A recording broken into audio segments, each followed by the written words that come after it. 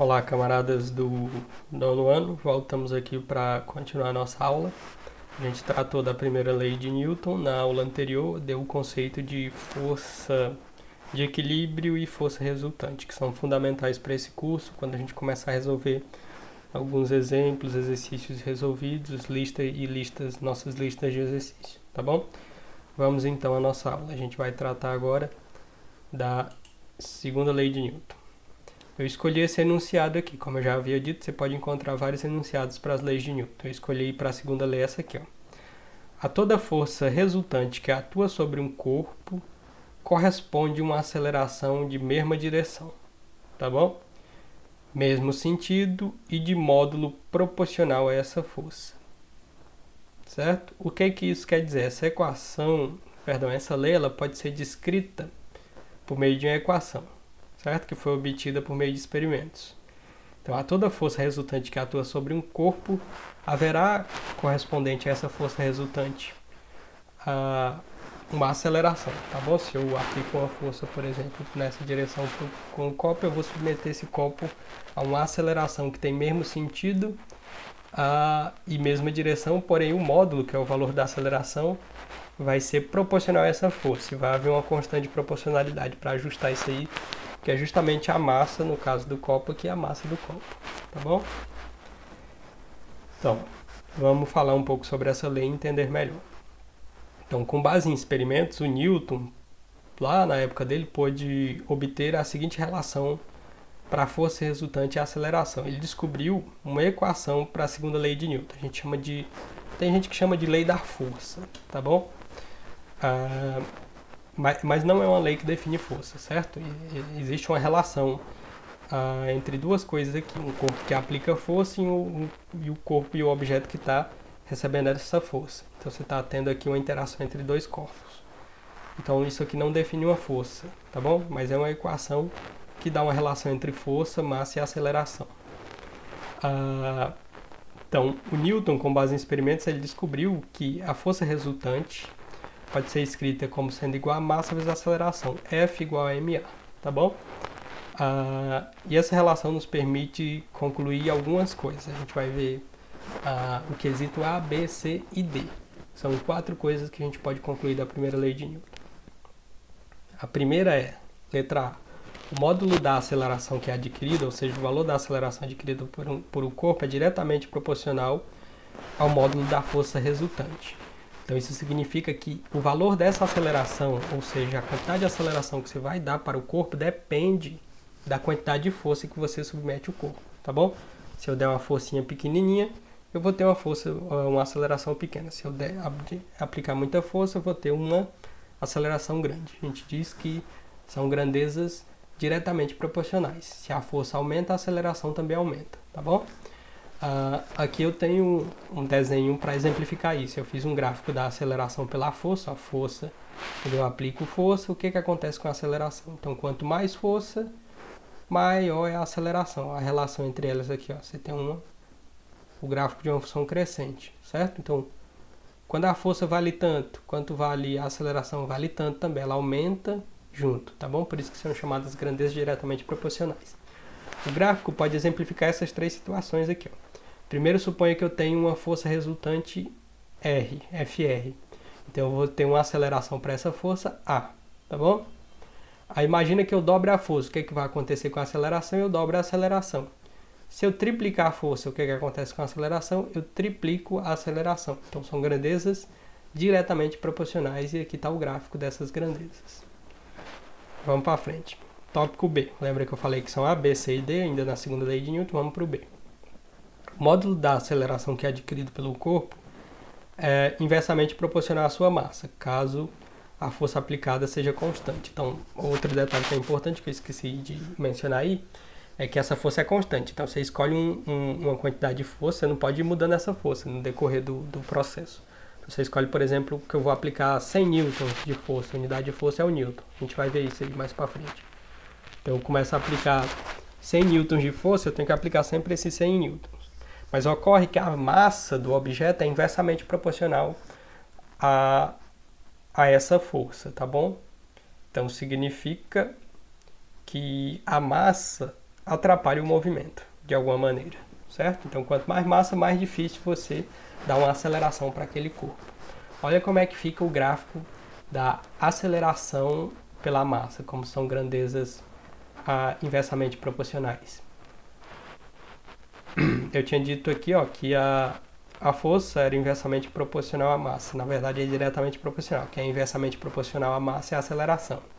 Então, o módulo da aceleração que é adquirida pelo corpo é inversamente proporcional à massa.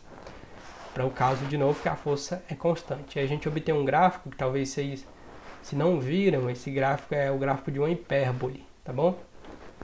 Ele tende aqui a aumentar e tende a zero aqui nessa região. Então, isso aqui dá justamente o caráter de inversamente proporcional de duas grandezas, certo? Então, a gente analisou o gráfico dessas situações aqui onde eu estou aumentando a massa. Então, suponho que eu tenho uma certa força R, uma massa M e uma aceleração A. Vou ter essa configuração. Suponho agora que eu dobre a massa. Se eu dobrar a massa, eu diminuo a aceleração pela metade.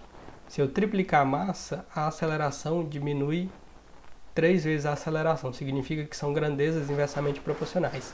Se uma aumenta, a outra diminui. Então, você está aplicando uma força, por exemplo, de 100 newtons aqui, está tendo uma aceleração. Aí eu ponho 2 copos. Significa que essa aceleração vai reduzir pela metade.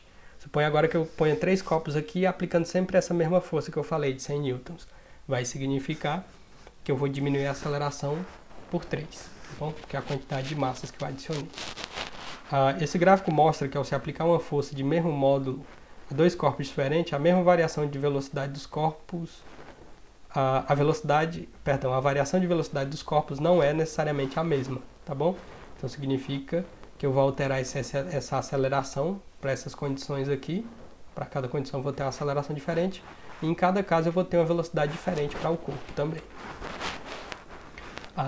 No tópico C, a gente vai falar justamente da unidade, tá bom? Toda coisa na física tem uma unidade de medida, certo? Lembra lá das unidades de medida. Então, o que rola? A partir da expressão da força resultante, a gente sabe agora da segunda lei de Newton que a força é massa vezes a aceleração. Perdão, a gente podemos definir uma unidade para força, certo? O que é força? A gente não está dizendo que força é diretamente proporcional à massa e à aceleração, ali na igualdade, igual a massa vezes a aceleração. Então vai ser a unidade de massa, que é quilograma, vezes a unidade de aceleração, que é metro por segundo ao quadrado, tá bom? Então a gente pode definir uma força através disso. Uma força resultante de 1 newton, lembra que a unidade de força é newton, é a força que, quando aplicada sobre um corpo de massa de 1 kg, faz com que ele adquira uma aceleração de 1 metro por segundo, tá bom? Então, o que é uma força? Como é definido 1 newton de força? É aquela força que é aplicada a um objeto de 1 kg, gera naquele objeto uma aceleração de 1 metro por segundo ao quadrado, tá bom? Isso é o newton. Então, a gente pode dizer que 1 newton, que é a unidade de força, é igual a 1 kg vezes metro por segundo ao quadrado. Porque para cada quilo, para a substância de 1 kg, eu consigo submeter ela a 1 metro por segundo de aceleração, 1 metro por segundo ao quadrado de aceleração. Então, a unidade de força é sempre o newton. E a correlação entre newton e as unidades fundamentais é quilograma vezes metro por segundo ao quadrado. Tá bom? Ponto D. Observe que a equação da segunda lei de Newton é uma equação vetorial, tá bom? Tem vetores aqui, ó. Significa que a força é um vetor e a aceleração é um vetor, certo? Pois a força e a aceleração são grandezas de natureza vetorial. O que significa dizer que é uma grandeza vetorial? Significa dizer que essa grandeza física tem módulo, ou seja, que é o seu valor, por exemplo, 100 newtons, só que ela tem uma direção e um sentido, tá bom? Que ela atua. Diferente, por exemplo, temperatura. Temperatura não é vetorial na física, é uma grandeza física, mas não é vetorial. Por exemplo, 30 graus Celsius. 30 graus Celsius é a unidade de medida da temperatura, que é uma grandeza não vetorial, é chamada grandeza escalar. Então, quando eu falo de temperatura, eu não preciso dizer qual a direção da temperatura, qual a direção e o sentido da temperatura. Ela só tem um valor, tá bom? É chamado, seria o módulo, correspondente ao módulo, que a gente chama de grandeza escalar, certo? Continuando, como a massa é uma grandeza escalar, sempre positiva, aí nessa equação a massa é a única grandeza que não é vetorial. Tem uma grandeza escalar sempre positiva, não existe massa negativa, não aqui para nós no ensino médio. Concluímos que a aceleração possui sempre a mesma direção e o mesmo sentido da força resultante. Então, o fato da massa ser sempre positiva e escalar, a aceleração vai ter sempre o mesmo sentido e a mesma direção da força resultante, tá bom? Então, se eu aplico uma força para cá e o objeto anda para lá, esse é a direção e o sentido da aceleração. Se eu aplico para esse lado, a aceleração também vai ter esse sentido e essa direção, certo? Aqui está um experimentozinho, essa figurinha só traz um experimento para mostrar como é que eu posso medir força. Lá na escola a gente tem esse objeto aqui, chama dinamômetro. Tem uma molazinha aqui dentro e eu posso pendurar objetos e descobrir a força, peso daquele objeto, por exemplo, ou a força que eu tenho que aplicar para vencer o atrito de um celular, por exemplo, está numa mesa, eu amarro aqui e puxo. Aí a molinha vai tensionar e vai me dar um valor de força que eu preciso para arrastar aquele objeto. E aqui a gente fez justamente para 1 kg. Pegou 1 kg, superfície,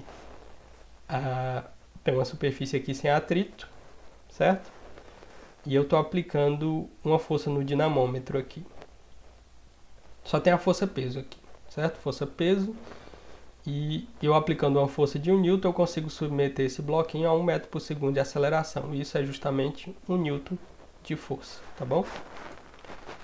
E finalmente, a terceira lei de Newton. Lembrando que a primeira lei é a lei da inércia, a segunda lei que me dá uma equação para a força, massa vezes aceleração, e tem a terceira lei que é muito conhecida, que é a chamada lei da ação e reação. Eu escolhi esse enunciado aqui para a gente tratar da terceira lei de Newton. Diz assim, para toda força de ação que um corpo A exerce sobre um corpo B, há uma força de reação de mesma intensidade, mesma direção e sentido oposto que o corpo B aplica em A. O que quer dizer isso? Que para toda ação que você entre dois corpos, tá bom? A lei de Newton serve para sempre ação entre corpos diferentes. A gente vai ver isso em alguns exemplos. Então, para toda ação vai haver sempre uma reação oposta e de igual intensidade, certo? Aqui eu trouxe 2 exemplos. Nesse caso aqui é a interação gravitacional entre dois corpos. Imagina que você tem um bloco A e um bloco B. A força de atração gravitacional que A faz em B é igual em módulo, porém com sentido oposto, a que o corpo B faz no A, tá bom? Porque eles estão interagindo gravitacionalmente. Outro exemplo seria o disparo de um canhão, o disparo de uma peça de artilharia. Então a força que o canhão faz no corpo B, que é o projétil, tem mesmo módulo da força que o projétil faz no canhão. Por isso que o canhão tem que ser todo elaborado com amortecimentos e etc. Porque senão ele sairia também no 12. Tem outros detalhes também. O canhão tem uma massa muito maior e etc. Por isso que o canhão não sai com a mesma velocidade do projétil. O projétil é menor que o canhão tem mais massa, tem esses fatores também. Mas a força é igual apenas em sentido oposto, só muda o sentido. Então a força que o canhão faz no projétil é igual a menos a força que o projétil faz no canhão. Só que como o canhão tem maior massa, tem sistemas de amortecimento, o canhão não sai também no 12 para trás. Muitos autores, isso aqui é só uma observação, preferem utilizar a palavra interação em vez de força. Então, em vez de usar a palavra força, só como curiosidade para vocês, muita gente chama isso de interação. Porque a força é justamente isso. Força não é uma coisa que você tem. Quando eu estava explicando para vocês o que é a força, eu falei que era um empurrão ou um puxão. Então, o corpo pressupõe, no mínimo, a existência sempre de 2 corpos. Então, você, por exemplo, não tem força, você aplica força, certo? Quando você diz que você tem força, fisicamente você está errado, porque força é uma coisa que você aplica e não que você tem e guarda, certo? Ainda na terceira lei de Newton. Os corpos que interagem entre si podem ser, por exemplo, a Terra e você, tipo a interação é você andando no chão e tal. Pode ser uma bola de futebol e o rosto do jogador. O jogador estava lá na frente do pênalti que ia ser cobrado, levou ali a bola de futebol, atingiu o rosto dele. Pode ser esse tipo de interação aqui na terceira lei de Newton, que está na figura aqui. Pode ser você e o chão da sua casa, pode ser um prego e um ímã, que você põe para interagir. Pode ser a interação entre 2 ímãs que se atraem ou 2 ímãs que se repelem. Todas são situações possíveis de estudo na terceira lei de Newton, tá bom? Aí aqui vem um ponto importante que gera muita confusão, por isso que eu destaquei aqui em negrito, que é um aspecto essencial. Um aspecto essencial da lei é o fato de as forças serem aplicadas em corpos diferentes, tá bom? significa que você, por exemplo, não pode aplicar uma força resultante sobre você mesmo, sobre o seu próprio corpo. Eu vou dar 2 exemplos mais para frente. Detalhe, por isso essas forças não se anulam. É outra coisa importante. Então, as forças na terceira lei de Newton, elas não se anulam. Apesar de elas terem sentidos opostos e de terem as mesmas intensidades. Elas não são um par de ação e reação, certo? O fato de as forças serem de igual intensidade não significa que o efeito dessas forças será o mesmo nos dois corpos. Porque pode ser corpos diferentes. Entra em questão nesse momento a segunda lei de Newton é que passa a valer quando você está observando esse fato da terceira lei. Se você tem, tipo, se eu aplico uma força, o corpo está aplicando uma força também no meu dedo aqui. Só que por que ele está se movendo e o meu dedo não para trás? Porque ele tem uma massa menor, eu apliquei uma força maior e a força é a mesma, mas o fato da massa ser diferente vai dar resultados diferentes, tá bom? Como os corpos podem possuir massas diferentes, os efeitos dinâmicos dessa força, do par de ação e reação, que tem mesmo módulo, podem ser diferentes. Por exemplo, um próton e elétron. Lá da química, da física, você sabe que um próton é muito maior que o elétron, né? O núcleo concentra muito mais massa do que quem orbita, que é o elétron, por exemplo. Então você tem 2 objetos que atuam através da força elétrica, só que o resultado dessa força em um e no outro são diferentes justamente pela diferença de massa, certo? Outro aspecto que é importante, até engraçado na terceira lei de Newton, é esse aqui, ó. Eu chamei de carrinho impossível e homem na areia movediça, para você ver esse lance do par de ação e reação. Então, de novo, eu repeti, um aspecto essencial dessa lei é o fato de que das forças serem aplicadas em corpos diferentes.